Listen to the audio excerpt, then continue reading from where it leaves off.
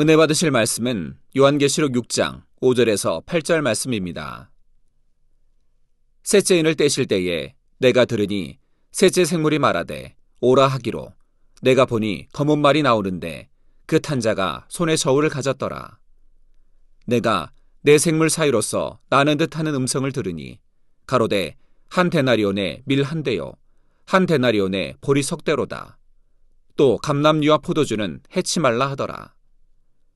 넷째 인을 떼실 때에 내가 넷째 생물의 음성을 들으니 가로되 오라 하기로 내가 봄에 청황색 말이 나오는데 그 탄 자의 이름은 사망이니 음부가 그 뒤를 따르더라. 저희가 땅 4분 1의 권세를 얻어 검과 흉년과 사망과 땅의 짐승으로서 죽이더라. 사랑하는 성도 여러분, GCN 시청자 여러분, 지금 사도 요한은 성도들이 휴거된 후의 일들을 환상으로 보고 있습니다. 공중에서는 들림받은 성도들이 7년 동안 혼인잔치를 즐기고 있지만 이 땅에서는 주님께서 인을 하나하나 떼실 때마다 7년 환란이 점차 심화되어 가고 있지요. 각종 분쟁과 전쟁, 자연재해, 물가의 폭등, 질병 등으로 종말을 향해 달려가는 것입니다. 오늘 본문에 셋째 인을 떼시자 검은 말이 나왔고 검은 말을 탄 자의 손에는 저울을 가졌는데 지난 시간에 살펴본 대로 검은 말에는 두 가지 의미가 있습니다. 첫째로 검은색은 죄악을 뜻하는 것으로 저울에 어떤 것을 달아서 측량하는 것처럼 이 땅에 남아있는 사람들의 죄악이 낱낱이 측정되고 계수되므로 그에 따라 각 사람에게 환란이 임하게 되지요. 하나님의 은총이 완전히 떠나버리고 재앙밖에 남지 않은 세상이지만 그 중에서도 어떤 사람에게는 고통이 더하기도 하고 어떤 사람에게는 좀 덜하기도 합니다. 정확한 공의에 의해서 각자의 죄악만큼 고통을 받는 것입니다. 두 번째로 검은 말에는 거대한 폭풍과 태풍이 온다는 의미가 있습니다.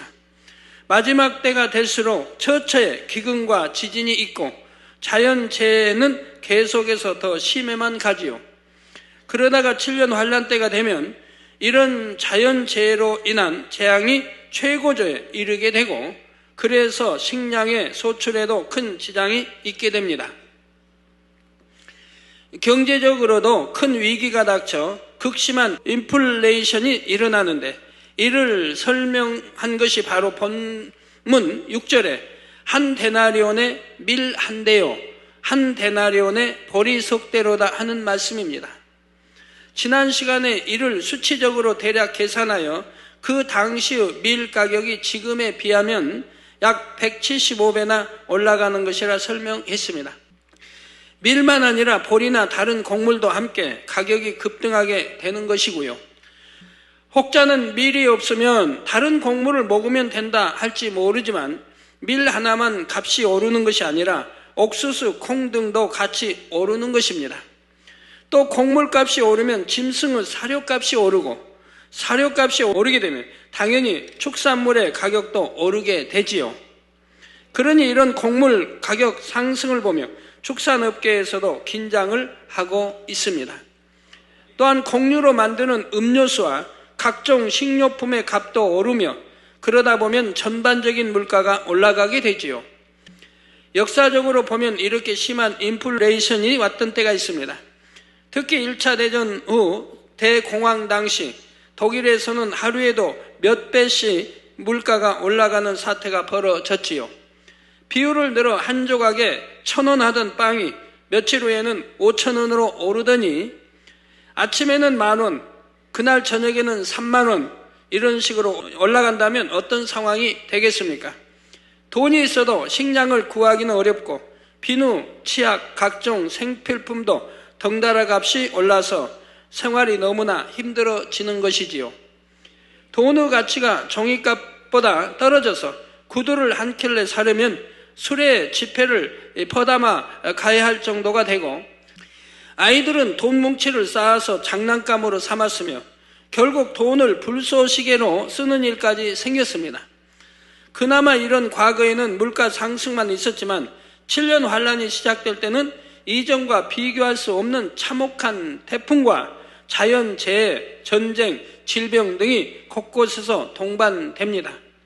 이런 사실들을 떠올려 볼 때 7년 환란 때 얼마나 사람들의 삶이 황폐해지는지 조금이나마 느껴볼 수 있을 것입니다. 평안한 삶과는 너무나 거리가 멀고 날마다 흉흉하고 어수선한 분위기 속에서 위태로운 나날을 보내는 것입니다.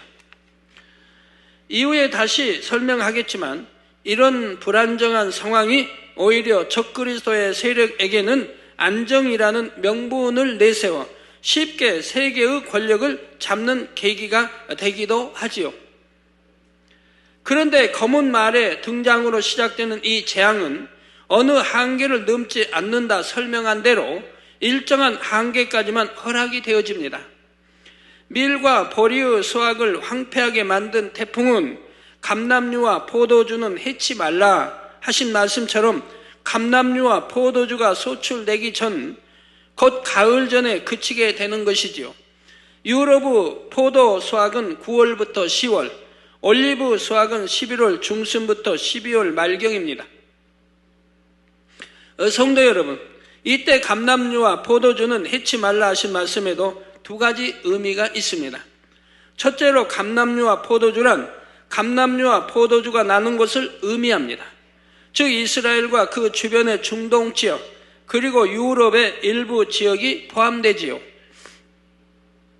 따라서 감람류와 포도주를 해치 말라는 것은 커다란 폭풍과 태풍이 세계적으로 일어나는 가운데에서도 이 지역들은 지킴받을 것을 의미합니다. 이렇게 지킴을 받음으로 인해 그 지역에 유익이 되어지기는 하지만 그렇다고 해서 그들이 어떤 큰 부귀영화를 누리게 되는 것은 아닙니다. 하나님께서 이처럼 이들이 지킴받게 하신 것은 어떤 축복의 의미로서 지키신 것이 아니라 때가 되기까지 곧 장차 유럽연합이 정권을 잡게 되기까지 그들이 힘을 더해갈 수 있는 하나의 흐름으로 허락하신 것뿐이죠. 또 다음으로 감람류와 포도주에는 또 다른 영적인 의미가 담겨 있습니다. 감람류는 이스라엘 민족이요 포도주는 이전에 주님을 믿는다 하였으나 올바른 신앙생활을 하지 못하므로 7년 환란 때 이 땅에 떨어진 사람들을 뜻하지요.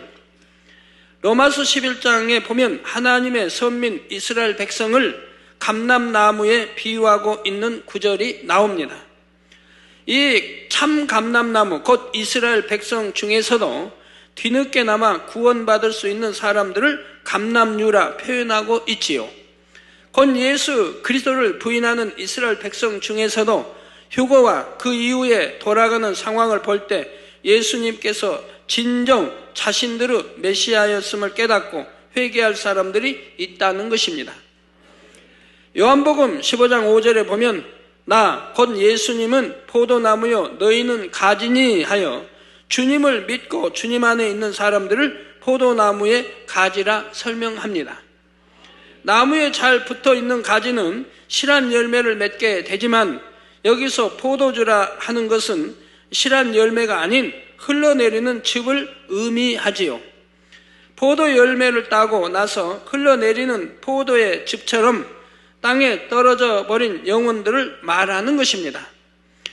야고보서 2장 26절에 영혼 없는 몸이 죽은 것 같이 행함이 없는 믿음은 죽은 것이니라 했습니다.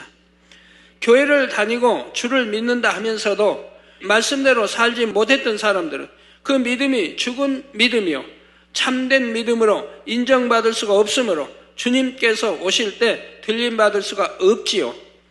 그래서 땅에 떨어져 버린 영혼들이 자신이 휴거되지 못한 것을 볼 때 얼마나 놀라겠습니까? 이런 사람들 중에서 이전에 들었던 말씀대로 어찌하든 순교를 통해서라도 구원을 받고자 하는 사람들이 있게 되는 것입니다. 이처럼 믿는다 하면서도 휴거되지 못한 사람들과 이스라엘 백성들 중에도 이삭 죽기를 통해 구원에 이를 사람들이 있기에 하나님께서는 셋째 인을 뗄 때까지 이들을 지키셨다가 장차 때가 되면 순교를 통해 구원에 이를 기회를 주시는 것입니다. 그러므로 그때가 이르기까지는 아직 감람류와 포도주, 곧 이스라엘 민족과 주를 믿는다 하면서도 이 땅에 떨어진 사람들을 해치 말라고 하시는 것이지요. 물론 그렇다 해서 그들 모두가 한 사람도 빠짐없이 재앙에서 지킴받고 구원받는다는 의미는 아닙니다. 장차 큰 흐름 가운데 극심한 핍박이 있게 되고 그래서 본격적인 순교가 시작되기 전까지는 모든 상황을 감해 주신다는 의미이지요. 성도 여러분, 이제 본문 7, 8절에 보면 넷째 인을 떼실 때 내가 넷째 생물의 음성을 들으니 가로되 오라 하기로 내가 봄에 청황색 말이 나오는데 그 탄자의 이름은 사망이니 음부가 그 뒤를 따르더라. 저희가 땅 4분의 1의 권세를 얻어 검과 흉년과 사망과 땅의 짐승으로서 죽이더라 하여 이번에는 청황색 말이 나옵니다. 여기서 청황색 말은 장차 유럽 연합을 통해 이루어질 일들을 의미합니다. 이 청황색 말 탄자의 이름이 사망이요 음부가 그 뒤를 따르더라 했으니 이는 곧 어둠의 주관자요 적 그리스도를 말하지요. 예전에 예언 설교를 통해 설명한 대로 앞으로 세계사의 흐름은 세계의 큰 세력이 세계의 큰 세력이 힘을 다투는 3파전의 양상을 띠게 된다 했습니다. 비록 예전과 같은 힘은 없지만 한때 최강대국의 영화를 가졌던 미국이 그 하나요. 중국, 러시아를 비롯한 구공산권 국가들이 다른 하나의 큰 세력을 형성하며 그리고 마지막 한 세력은 유럽연합이라 했지요. 중동 지역의 국가들도 석유 자원을 무기화하여 권세를 잡아보고자 하지만 아무래도 다른 세계의 세력들에 비해서는 그 힘이 약한 것이고요. 지금 요한이 환상으로 보고 있는 상황은 성도들이 휴거된 후에 이 땅의 나라들은 많은 분야가 혼란스러운 상태입니다. 주변의 수많은 성도들이 일시에 사라졌고 비록 주를 믿지 않는 사람들이라 할지라도 기독교에서 말하는 휴거에 대해 들어서 알기는 하지요. 그러니 그들의 말이 사실이었구나, 이제 우리는 큰일 났구나 하는 두려움으로 인해 민심이 흉흉하고 이와 더불어 앞서 설명한 대로 곳곳에 전쟁과 자연재해, 질병, 극심한 인플레 등으로 전 세계가 심히 불안정한 상황이 됩니다. 이런 혼란스러운 상황 속에서 3파전의 양상 속에 각 세력들은 각자 어지러운 분위기를 진압하고 자신들의 입지를 다지기 위해 더욱 노력하게 되지요. 그 중에서도 특히 유럽연합은 점점 그 세력이 강해지며 3파전의 양상 속에서도 가장 우위에 서게 되면서 적 그리스도의 조정을 받게 되는 것입니다. 물론 지금은 유럽연합이 그리 쉽게 하나 되는 것처럼 보이지는 않습니다.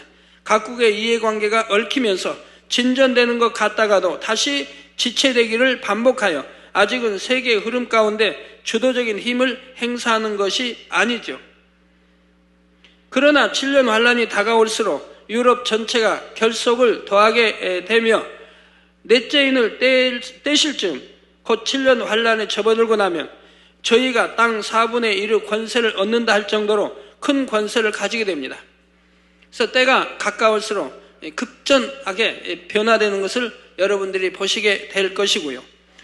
혼란한 사회를 안정시킨다는 명분을 가지고 급속하게 권력을 장악하며 결국 사망, 곧 수많은 사람의 생사까지도 주관할 수 있게 되는 것입니다. 참고로 앞에서 1차 대전 이후 대공황에 대해 설명했는데 이때의 독일 정세를 생각해 보면 유럽연합이 권세를 잡게 되는 상황이 좀 더 쉽게 이해가 됩니다. 독일의 인플루에이션이 심각한 상태에 이르고 실업자가 넘쳐나며 생계가 어려워지면서 이때 급속하게 힘을 얻은 것이 바로 독재 정권인 나치 세력이었습니다.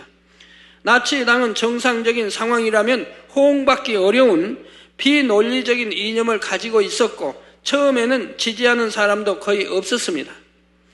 그런데 독일의 사회, 경제 모든 분야가 혼란스럽고 암울한 상황이 계속되자 이에 지친 사람들의 심리는 극단적인 방법으로라도 위기를 극복하기 원했고 결국 나치 세력이 권력을 잡아 2차 세계대전까지 일으키게 되었던 것입니다.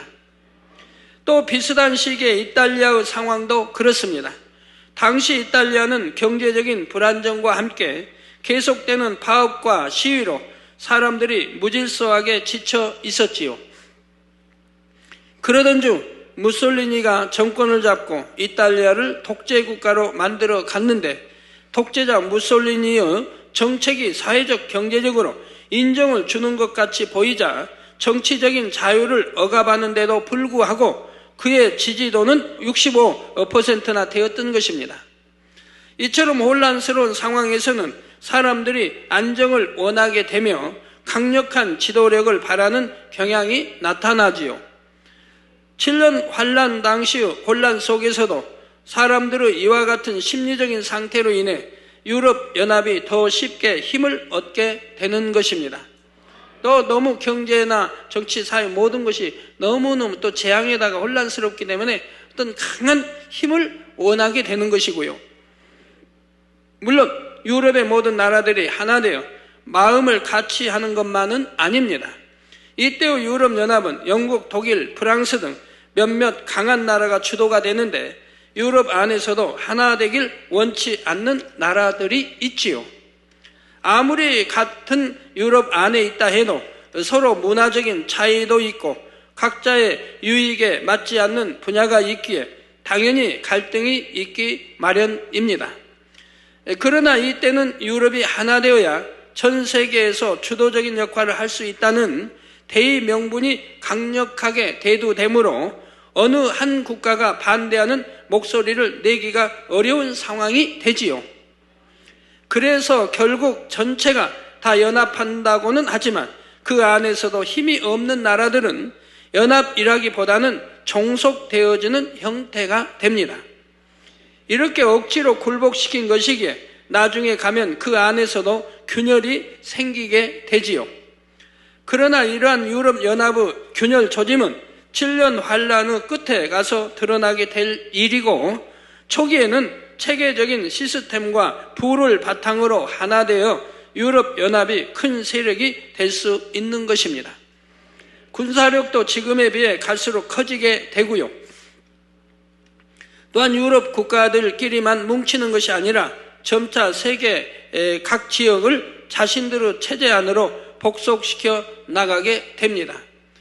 그들이 표면적으로 주장하는 것은 우리가 이뤄가는 체제를 따라오면 혼란스러운 모든 것이 안정되고 많은 유익을 누릴 수 있다는 것이지만 그런 가문이설에 순순히 따르지 않을 때는 그 따르지 않는 나라와 민족을 어렵게 하며 피폐하게 만들어 갑니다. 결국 먹을 식량이나 작은 생필품의 매매조차도 철저한 감시와 통제 속에 두게 되지요. 자, 이들이 땅 4분의 1이나 되는 권세를 가지고 검과 흉년과 사망과 땅의 짐승으로서 죽이더라 하는 말씀은 그들이 이때 세계에 얼마나 큰 영향을 끼치게 되는지를 설명하는 것입니다. 먼저 검이란 군사적인 힘을 의미합니다.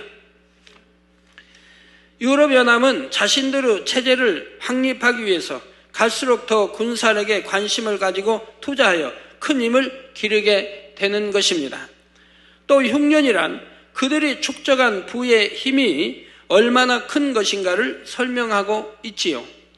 인플루에이션이 극심하여 어려운 시기에도 오히려 그 기회를 타고 순식간에 막대한 부를 축적하는 사람들이 있기 마련입니다. 이런 것처럼 7년 환란 때 비록 곳곳에 기근으로 힘이 들고 인플루에이션이 기승을 부린다 해도 유럽연합은 오히려 기회를 타서 착취를 하고 거대한 부를 축적하게 됩니다. 그래서 이런 군사력과 부를 바탕으로 세계의 큰 지배력을 행사하게 되지요. 예를 들어 지금도 어떤 강대국이 자기보다 힘이 약한 나라를 경제적으로 봉쇄하고 압박하게 되면 큰 어려움을 겪게 되는 것을 볼 수가 있습니다. 그러나 지금은 압박이나 봉쇄를 한다 해도 한 나라의 모든 국민들이 굶어 죽을 정도의 극한 상황까지 가는 것은 아니지요. 그런데 7년 환란의 인플레와 어려움 속에서 심히 부를 축적한 유럽연합이 어떤 하나의 나라를 집중적으로 압박한다면 이때는 그 나라 국민의 대부분을 흉년과 같이 굶어 죽게 만들 수 있을 정도로 큰 영향력을 갖게 된다는 것입니다. 또한 사망과 땅의 짐승으로 죽인다는 것은 그들의 체제 안에 복속되지 않는 이들에게 여러 가지 제재와 사망에 이르기까지 압력이 가해지는 것을 의미합니다. 땅의 짐승이라는 것은 컴퓨터를 말합니다. 유럽연합은 컴퓨터를 이용하여 자신들의 체제를 구축해 가게 되는데 컴퓨터에 모든 사람들의 정보를 입력하여 이를 가지고 일일이 감시, 통제하는 것이지요. 모든 사람을 이 통제하에 들어오게 하기 위해 오른손이나 이마에 짐승의 표, 곧 바코드를 받게 하는데 처음부터 강제성을 크게 띠지는 않습니다. 7년 환란의 중반까지는 이 체제를 확립해 나가는 시기이므로 적극 권장하는 정도에 그치게 되지요. 그러나 모든 체제가 안정적으로 갖춰지고 7년 환란의 중반이 넘어서면서부터는 모든 사람들에게 표를 받도록 강요하며 거부하는 것을 용납하지 않게 되지요. 표를 받지 않은 사람은 반사회적이며 그들이 추구하는 사회 안정을 반대하는 불순자로 낙인이 찍히게 되는 것입니다. 그러므로 이때가 되면 표를 받지 않으려는 사람들의 순교도 본격적으로 시작되는 것이고요. 기름 준비를 잘한 성도들은 휴거되어 공중 혼인잔치에 들어가게 되므로 이런 땅의 일들과는 상관이 없지만 주님을 믿지 않은 사람들과 신앙생활을 바르게 하지 못하므로 휴거되지 못하는 사람들은 하나하나 겪어야 하는 일들이지요. 자, 스스로는 아무리 열심히 신앙생활을 한다 해도 결국 하나님의 말씀대로 살지 않고 불법을 행하다가 땅에 떨어지게 되면 그때는 아무리 후회하여 이를 갈고 가슴을 치며 통곡을 해도 소용이 없습니다. 이제 참혹한 고난을 통해 순교할 때라야 간신히 지옥의 형벌을 면할 수 있는 신랄 같은 가능성만이 남아 있는 것입니다. 그러나 그것은 생각만 해도 두려운 일입니다. 여러분 중에는 한 분도 이런 지경에 빠지는 일이 없어야 합니다. 주님이 오시기 전 아직 기회가 있을 때 항상 깨어 기도하며 말씀대로 바르게 신앙생활 하심으로 신부단장을 이루시기 바랍니다. 그래서 공중에 큰 나팔 소리와 함께 신랑 되신 주님께서 다시 오실 때 모두가 들림받아 주님의 품에 안길 수 있기를 주님의 이름으로 축원합니다.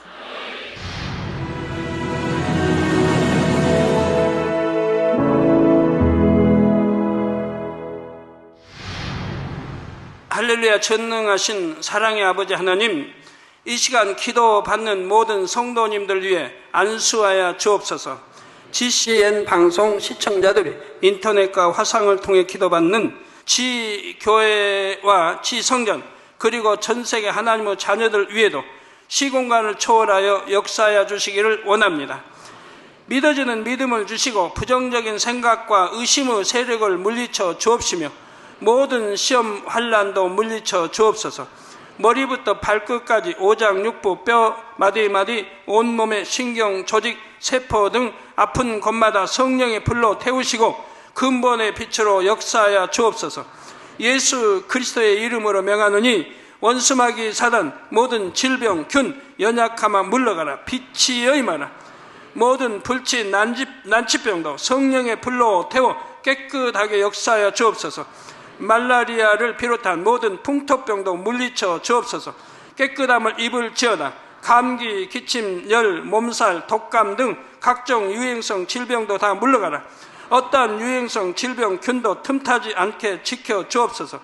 위암, 폐암, 간암, 유방암, 자궁암, 대장암, 피부암 등 각종 암과 에이즈, 백혈병, 뇌졸중, 고혈압, 저혈압, 심장병, 폐병, 위장병, 당뇨, 부인병, 피부병, 갑상선 질환과 모든 염증도 하여 주옵소서. 소아마비, 중풍, 관절염, 디스크도 온전케 하여 주옵소서. 요통, 두통, 신경통을 비롯한 모든 통증은 사라질지어다. 간질, 자폐증, 우울증, 조울증, 노이로제 등 모든 정신질환도 물러가라. 모든 마비된 것도 풀어지고 일어나 걷고 뛸지어다. 눈도 잘 보이게 하옵시고 귀도 잘 들리게 하여 주옵소서. 소경은 눈을 뜨고 기머거리는 들으며 벙어리는 말할지어다. 각종 사고, 후유증도 깨끗게 하시고 부러진 뼈도 붙여 주옵소서. 화상 입은 것도 온전케 하옵소서. 화기야 물러가라. 열도 물러가라. 아버지, 흉터도 나지 않게 역사해 주시기를 원합니다. 마약을 비롯하여 각종 약물과 독극물 중독도 깨끗함을 입을지어다. 죽은 신경과 세포가 살아나며 죽은 자도 살아나게 하여 주옵소서. 잉태의 축복도 주시기를 원합니다. 잉태 축복을 받으라. 예수 그리스도의 이름으로 명하노니 원수마귀 사단아, 하늘 공중 곳에 잡은 악의 영들아 물러가라. 그의 사자들도 물러갈지니라. 이 땅의 악한 영, 더러운 영, 거짓되고 간사한 영, 이간질하고 미혹하는 모든 어둠들은 물러가라. 모든 흉악의 결박을 풀고 어둠아 물러가라. 빛이여 임하라. 아버지 하나님, 부르짖어 기도할 수 있는 능력을 주시고 죄를 버리고 성결될 수 있는 능력을 주옵소서. 영혼이 잘됨같이 범사에 잘되게 하시고 가정의 복음화도 이루어 주시길 원합니다. 한 주간도 모든 사고와 재앙으로부터 지켜주시고 불통이 없는 형통한 삶을 살 수 있도록 축복해 주옵소서. 성령의 불담으로 천군 천사와 주님의 불꽃 같은 눈동자로 모든 하나님의 자녀들과 가정, 일터, 사업터를 지켜주시기를 원합니다. 학생들에게 지와 명철을 더하시고 공부도 할 수 있는 뜨거운 마음과 열정도 더하여 주옵소서. 마음과 생각을 세상에 빼앗기지 않도록 지키시고 하나님을 뜨겁게 사랑하는 학생들로 축복하여 주옵소서. 하나님의 자녀들이 먹으나 마시나 입으나 무엇을 하든지 하나님 앞에 영광 돌리는 삶이 되게 축복하여 주시기를 원합니다. 나는 하나님을 만났노라, 체험했노라, 응답 받았노라, 축복 받았노라, 간증하는 입술이 되게 역사하여 주옵소서. 아버지 하나님 감사합니다. 홀로 영광 받으옵소서. 우리 주 예수 그리스도의 이름으로 기도하옵나이다. 아멘.